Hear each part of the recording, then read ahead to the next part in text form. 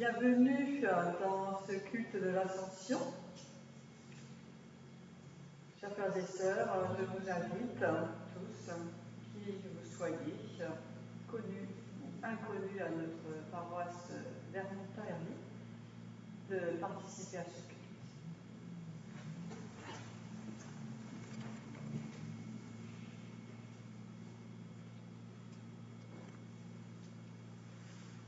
Chers frères et sœurs, où que nous sommes, où que vous soyez, chez vous, le Seigneur nous rejoint.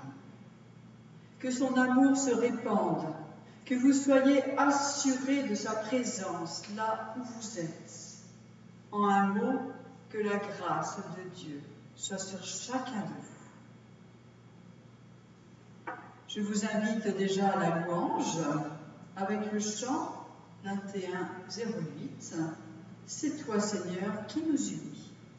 2108, c'est toi Seigneur qui nous unis.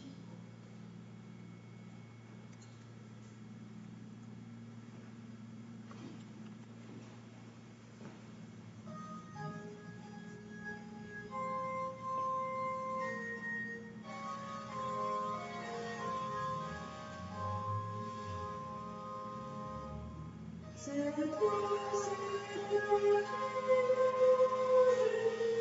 nous chantons ton amour, et ta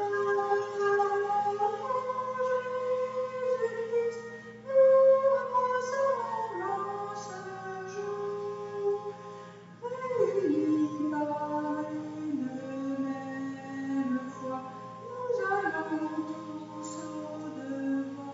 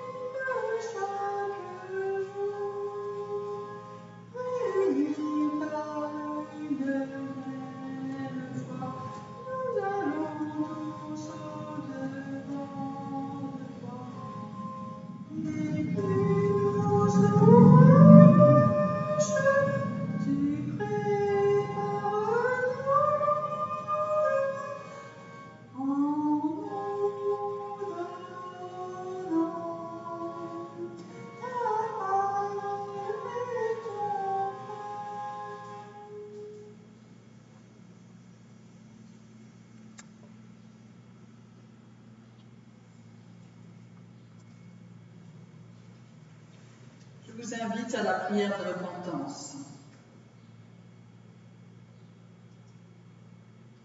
Père,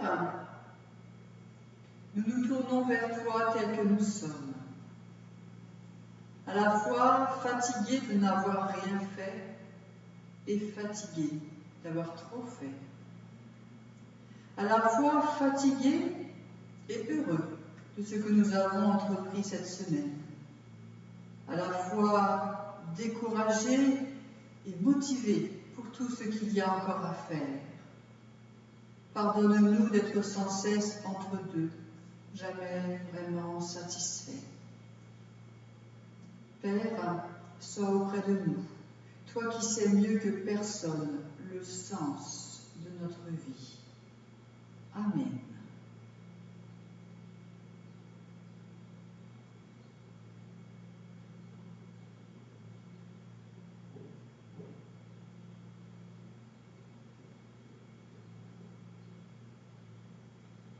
Chers frères et sœurs, je vous invite à vous lever où vous êtes, chacun chez soi et tous ensemble, pour entendre la parole de Dieu qui relève, cette parole de pardon.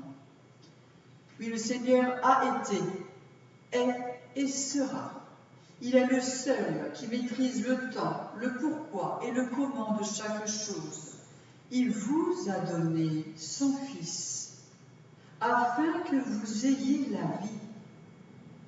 Il nous pardonne nos manquements, car il sait que c'est le pendant de notre liberté, à laquelle il tient tant dans son amour de Père pour ses enfants. Recevons ces paroles dans nos cœurs et soyons assurés de son pardon pour nos vies. Amen. Je vous invite à chanter le 1303, quand les montagnes s'éloigneraient. Le 1303. Quand les montagnes s'éloigneraient.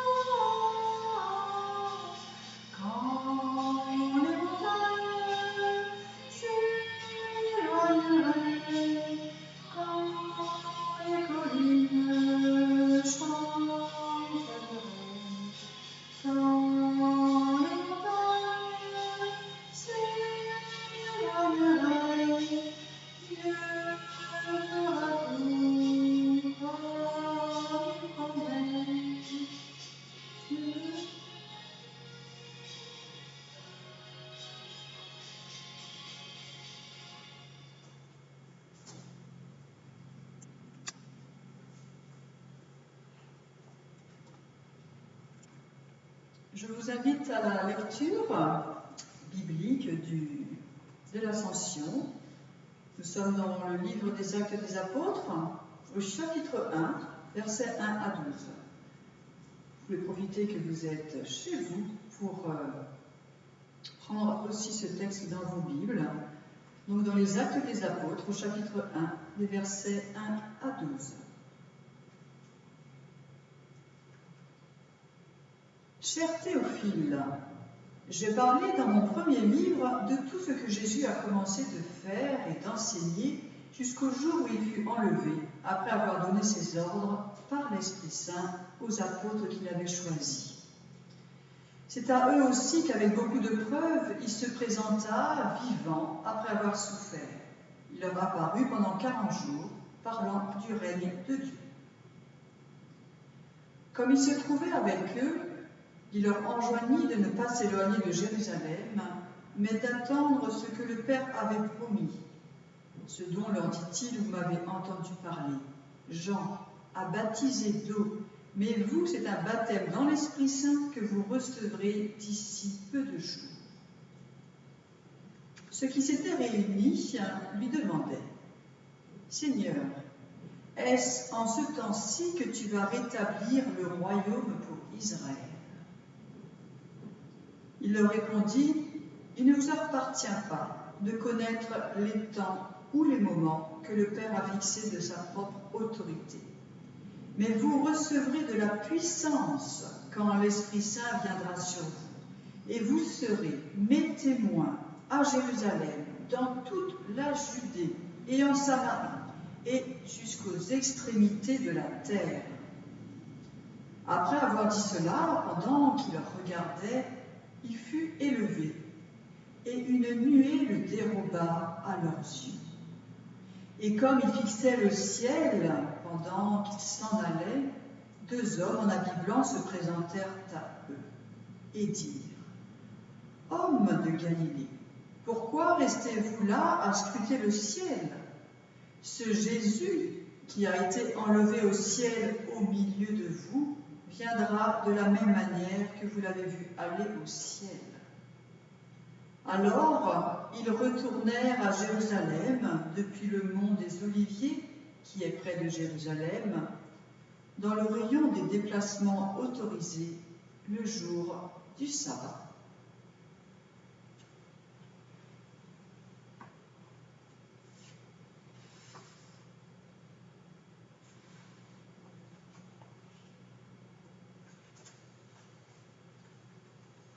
Chers frères et sœurs, juste avant que Jésus parte effectivement auprès de son Père, véritablement, sans revenir donner encore d'explications, il demande à ses disciples, vous l'avez entendu, de ne pas s'éloigner de Jérusalem. Et nous apprenons plus loin qu'il se déplace dans le rayon des déplacements autorisés le jour du sabbat, c'est-à-dire un peu moins d'1 kilomètre. Comme ces mots résonnent aujourd'hui autrement à nos oreilles. Ces hommes se sont retrouvés dans ce confinement pour raisons spirituelles, car Jésus leur a ordonné avant de partir. Nous allons voir aujourd'hui la pertinence de ce confinement et toute la puissance de cette demande dans l'histoire du christianisme. Car tout l'enjeu de ce texte est là, l'histoire du christianisme. Après avoir raconté une biographie de Jésus, Luc a voulu raconter la naissance du mouvement de Jésus. Dans l'Antiquité, il est le premier à le faire. Personne après lui ne répétera ce geste. Luc est le premier plus grand narrateur du premier siècle chrétien. Car il a la conviction que l'événement Jésus ne s'est pas arrêté avec la croix, il a eu une suite, inaugurée par l'expérience vécue par ses amis, la résurrection. Il se hisse en le faisant à la hauteur des grands historiens gréco-romains. Il travaille de la même manière, interview, prise de notes, puis il rassemble et il écrit. Mais à la différence près que les grands historiens anciens faisait l'éloge des souverains et des armées. Lui, il met en scène des petites gens dont la grandeur a été de croire en la venue d'un sauveur plus puissant que les empereurs. Au début de ce nouveau livre qu'il écrit, Luc a bien cette description glorieuse du Christ. Jésus monte en gloire auprès de son Père. Le récit est un peu plus long que quelques versets, les quelques versets qui avaient été écrits plus haut, qui concluaient son évangile, que je cite, « Pendant qu'il les bénissait, il se sépara d'eux et fut enlevé au ciel. » Donc c'est dans l'évangile de Luc au chapitre 24, verset 51. Mais ensuite, donc nous retournons dans les Actes des Apôtres, dans ce premier chapitre. Ensuite, dans tous les autres chapitres de ce livre, cet héros n'est plus. Il y est présent uniquement par les hommes et les femmes qui racontent ce qu'ils vivent par lui, par une présence différente et par le don du Saint-Esprit déjà annoncé. Nous avons devant nous par ce texte le premier maillon de la chaîne humaine chrétienne. Vous vous rendez compte? C'est extraordinaire. Il y a 2000 ans, ce qu'ils ont vécu, pensé, retenu, les tout premiers chrétiens l'ont raconté à Luc et nous le retrouvons ici. Alors, qu'apprenons-nous? Et qu'est-ce que cela peut nous inspirer pour nos vies aujourd'hui, en particulier nous aussi qui vivons un confinement? J'ai retenu 3 éléments importants à partager avec vous dans ce que Jésus dit, dans ce que Jésus fait. Tout d'abord, dans ce qu'il dit en premier, il ne faut pas s'éloigner de Jérusalem, mais attendre ce que le Père avait promis, l'Esprit Saint, que vous recevrez d'ici peu de jours. Et c'est là que nous apprenons qu'ils sont sur le mont des Oliviers, à moins d'1 kilomètre. Donc ils n'ont pas le droit de se déplacer loin, car plusieurs raisons. Un, c'est le jour de sabbat, c'est le jour de la semaine consacré à la lecture de la Torah, à la méditation, au retour à la source de vie du peuple juif. 2, parce que Jésus vient de leur demander d'attendre pour pouvoir recevoir l'Esprit Saint promis. Le confinement, par l'interdiction de se déplacer loin, est la première étape dans l'histoire chrétienne. Il a fallu ce temps mis à part pour que le christianisme naisse. Vous pourriez me faire l'objection que eux, au contraire de nous, se sont retrouvés ensuite dans une même pièce, là où ils se tenaient d'ordinaire avec Jésus, et ils ont prié ensemble. Nous n'avons pas pu le faire en présence physique, mais nous avons pu vivre cette présence différente à laquelle les disciples vont s'habituer ensuite, après avoir reçu le Saint-Esprit à la Pentecôte. Nous avons déjà reçu le Saint-Esprit lors de notre baptême. Nous avons bien prié ensemble, différemment, mais nous avons prié ensemble. Je vous rappelle que dans ce texte, nous sommes au tout début de l'histoire des chrétiens. Ce temps de confinement, ce temps mis à part est un temps propice d'introspection, de commémoration de ce qui a été vécu, dit dans les semaines d'avant, dans les mois d'avant, dans les années qui ont précédé ce moment. C'est un temps favorable au tri dans les relations, dans les activités souvent trop nombreuses. C'est un temps favorable aux décisions de tout genre qui peuvent porter autant sur le travail, sur les formations à entreprendre, que sur des travaux, sur le jardin, encore sur nos choix de vie. Mais je me pose la question. Nous avons la chance d'avoir une très grande liberté en France et de tellement nombreuses propositions. Et pourtant, nous pouvons profiter de ce temps pour réfléchir. Qu'est-ce qui est bon pour moi vraiment? Est-ce que je veux vivre après le confinement comme avant, sans cesse à courir, épuisé? Quelle en est vraiment la raison? Avoir plus d'argent, mais est-ce vraiment ça? Voir plus de monde, ou avoir peur de me retrouver, moi avec moi-même, moi avec mon conjoint, moi avec mes enfants? Ai-je un sens à ma vie? Ou va-t-elle dans trop de sens, dit dans le sens de direction? Est-ce que ma liberté tant chérie m'empêche de discerner ce qui est bon pour moi? Au nom de quoi je décide? L'éducation, des valeurs, la liberté, l'amour, la protection, etc. Au nom de qui? Du Christ, de moi, de ma famille, de mon patron? Qu'avons-nous à notre disposition pour avancer sur ce chemin? Il y a bien sûr des prédications, des lectures, des conversations, certaines émissions radio, télévisées, sur Internet, tout ce qui peut m'interpeller, me questionner, peut me faire avancer sur ce chemin. Oui, le temps de confinement nous empêchant de nous déplacer, nous empêche de faire.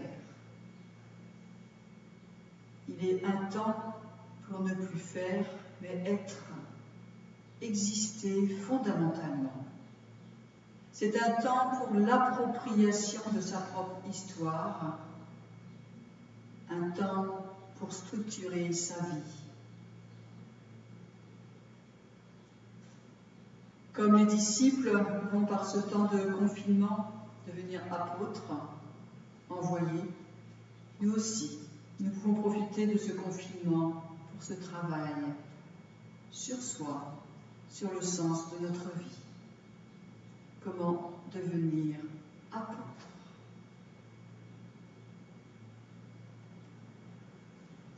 Deuxième point, ce que Jésus a dit, donc en deuxième. Cette attente est accompagnée d'une promesse, de deux promesses en fait. Voici ce verset 8. Vous recevrez de la puissance quand l'Esprit Saint viendra sur vous et vous serez mes témoins à Jérusalem, dans toute la Judée et en Samarie, et jusqu'aux extrémités de la terre. La période statique est limitée. Elle n'est qu'un tremplin pour mieux sauter ensuite et aller annoncer la bonne nouvelle de la présence du Christ dans leur vie, par le don du Saint-Esprit. Avec de la puissance, nous avons entendu, nous recevons de la puissance. Un mot qui résonne étrangement dans nos oreilles aujourd'hui. De quelle puissance parle-t-on? Est-ce de la puissance des puissants de la terre, mot qui englobe aujourd'hui les plus riches, ou de la puissance du Christ? Elle est, cette puissance-là, puissance de vie. Puissance qui soulève les montagnes quand il s'agit de libérer, redresser un homme abattu, construire là où il y a destruction, rassurer, écouter, planter là où est le désert, aussi le désert qui est dans la vie. Promesse que nous serons témoins sur toute la terre. Cela passe justement par savoir discerner dans sa vie au nom de qui, au nom de quoi j'agis ainsi. Savoir affirmer qui je veux être au nom du Christ et pour tous. Donc un confinement, mais un confinement limité dans le temps et un confinement qui m'enverra dans le monde, loin, avec tous, pour tous. Troisième partie, ce que Jésus fait. Donc je reprends le verset. Pendant qu'il regardait, il fut élevé et une nuée le déroba à leurs yeux. Deux fois dans le texte, on trouve ce regard des disciples sur Jésus qui s'en va. Pour la première fois dans le Nouveau Testament, Jésus est vu partir par des humains. À Pâques, il avait disparu, on n'était pas sûr que son corps n'ait pas été volé.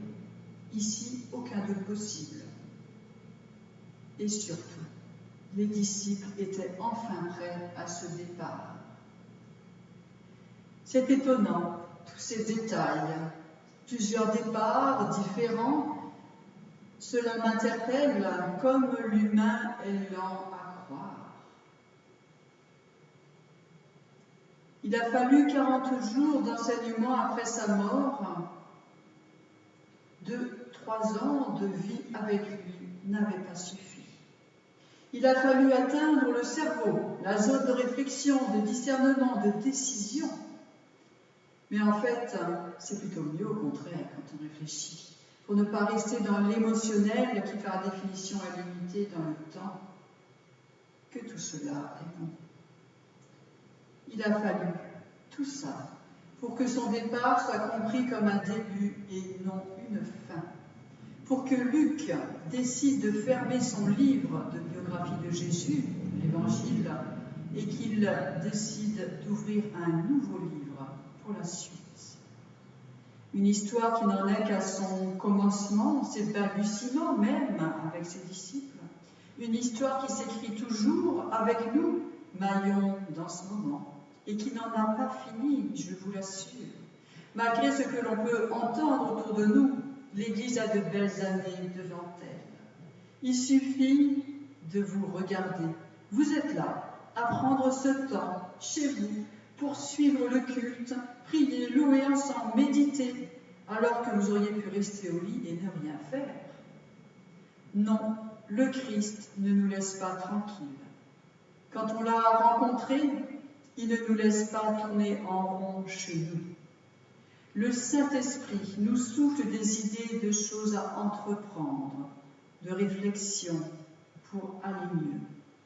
Comme ses disciples à l'époque, nous sommes dans ce temps de confinement et nous recevons la promesse d'un monde habité par le Saint-Esprit, dont nous ferons partie, dont nous serons témoins.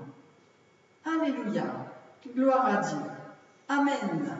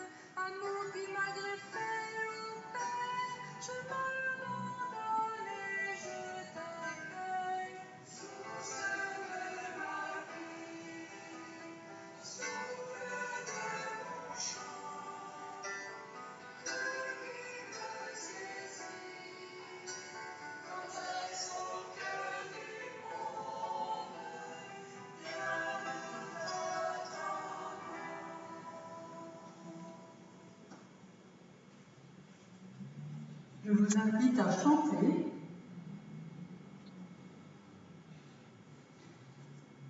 Après ce temps musical, nous avons entendu « Source de ma vie, souffle de mon chant ». Nous allons chanter ensemble le 35-14, « Souffle du Dieu vivant, l'Esprit créateur ». Souffle du Dieu vivant, 35-14.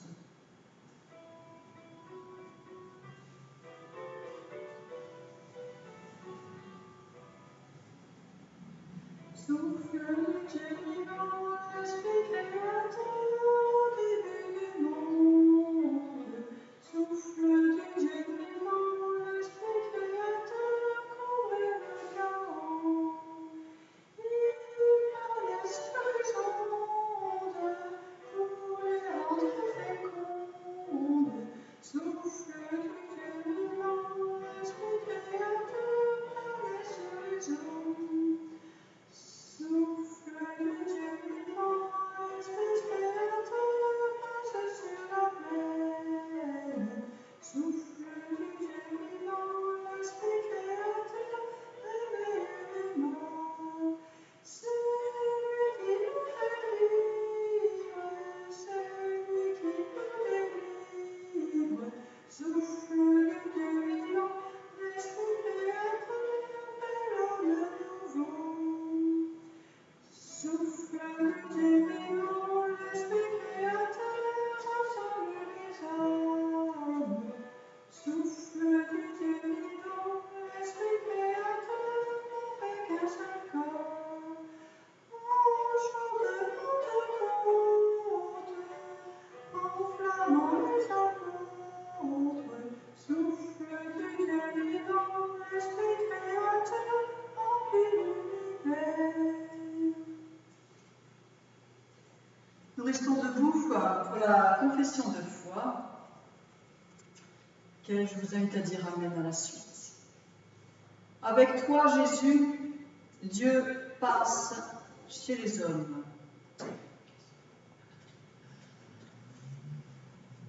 Regarde ce qui est écrit sur l'écran. Avec toi, Jésus, Dieu passe chez les hommes. Les yeux tristes passent à la joie, les bouches closes passent à la chanson, les découragés passent à l'action, les malades passent à la guérison, les exclus passent chez leurs amis, les pauvres et les riches se retrouvent ensemble, les jeunes et les vieux se racontent leurs histoires. Le monde entier chante à l'unisson. Depuis ces jours-là, il en est ainsi. Avec toi, Jésus, l'homme passe chez Dieu, la mort devient vie. Avec toi, Jésus, impossible de s'arrêter. Toujours on se lève, toujours on surgit hors de ce qui enchaîne, toujours on prend goût à la vie. Amen. Amen. Alors, voici le moment des annonces. J'espère que vous allez bien. Comme d'habitude, vous recevrez en fin de matinée du dimanche la feuille avec les annonces locales, la prédication, donc le rappel des messages Facebook chaque jour entre 18h15 et 19h. Et la prière à 18h communautaire et chacun chez soi. Dimanche prochain, donc c'est le culte de la Pentecôte, il sera enregistré. Les dimanches suivants peut-être pourront être ouverts, cela bouge un petit peu, à voir. Nous l'avons dit, ce sera peut-être sûrement sur inscription pour pouvoir ne pas être trop nombreux par culte. Peut-être sur 2 dimanches, un à 10h30, un à 18h ou 18h30. Et nous mettrons aussi sûrement en place nous avons même déjà mis en place un circuit dans les salles. Le bas est réservé au CPCV et donc à la Roche Pidioui à la MAP. Et l'Église protestante, nous passerons que par le haut pour entrer, pour sortir. nous avons vraiment séparé les deux niveaux de nos salles.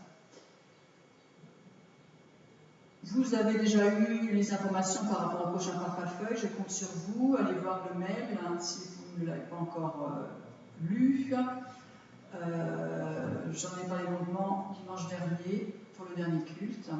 Cette participation de chacun pour expliquer ce que vous avez pu vivre, que vous nous l'envoyez à Caroline pour que nous puissions rassembler tout ce que vous avez pu vivre de agréable, de difficile, ce que vous avez pu entreprendre avec vos enfants, ce que vous avez pu entreprendre pour vous-même, pendant ce temps de confinement, que nous puissions partager cela pour vivre, pour prolonger encore cette manière de vivre ensemble le confinement, même quand nous ne pouvons pas nous voir physiquement ensemble.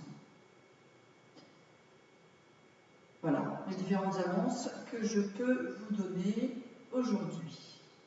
Donc je vous invite maintenant à la prière d'intercession.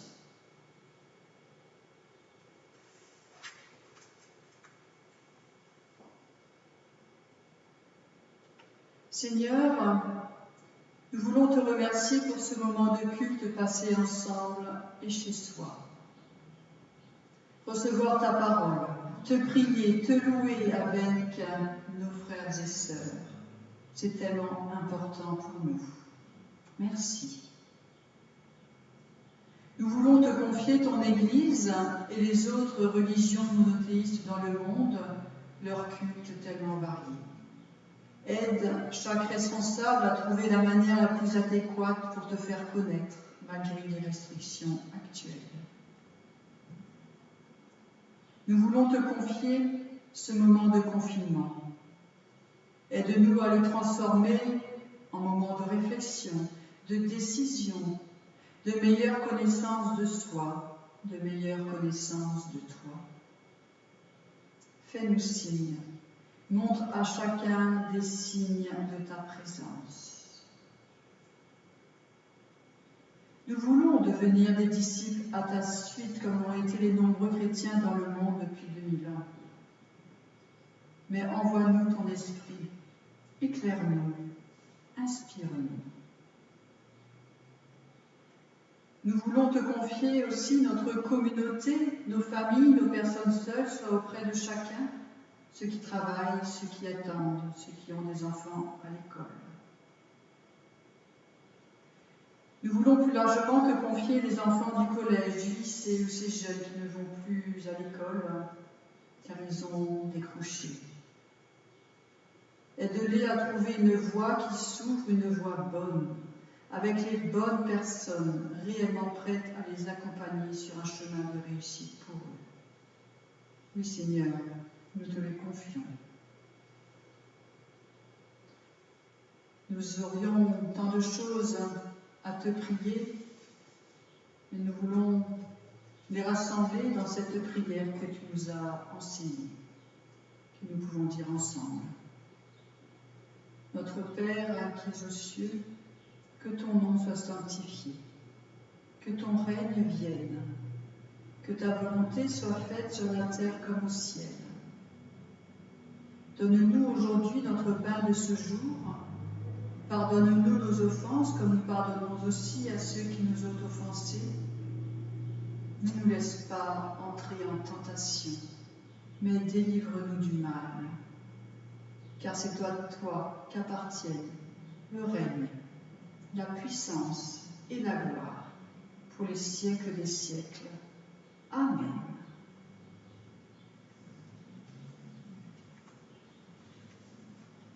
Chers frères et sœurs, je vous invite à vous lever pour l'envoi et la bénédiction finale.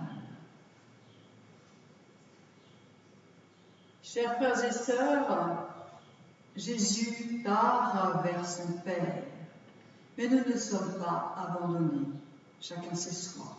Nous sommes unis par le lien du baptême, nous sommes ensemble à avancer sur le chemin avec le Christ. Oui, dans ces moments si particuliers, soyez assurés, le Seigneur vous bénit.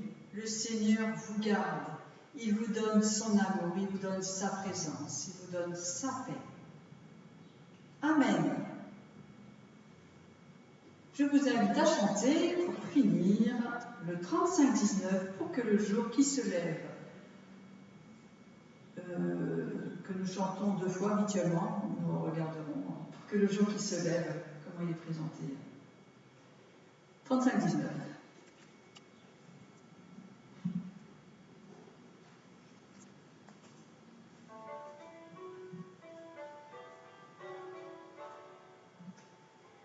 Que le jour qui se lève soit plus beau, pour que le ciel de la terre soit plus chaud, et pour que l'ange qui chante soit toujours dans notre vie.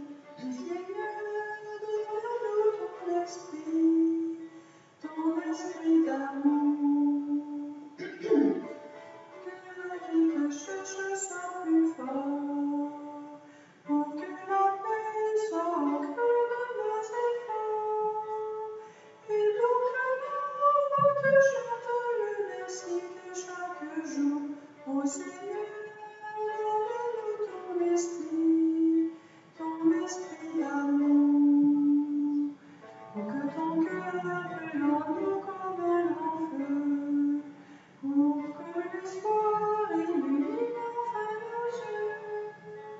Et pour que l'oreille qui chante soit lumière et vérité, ô Seigneur, donne-nous ton esprit d'amour.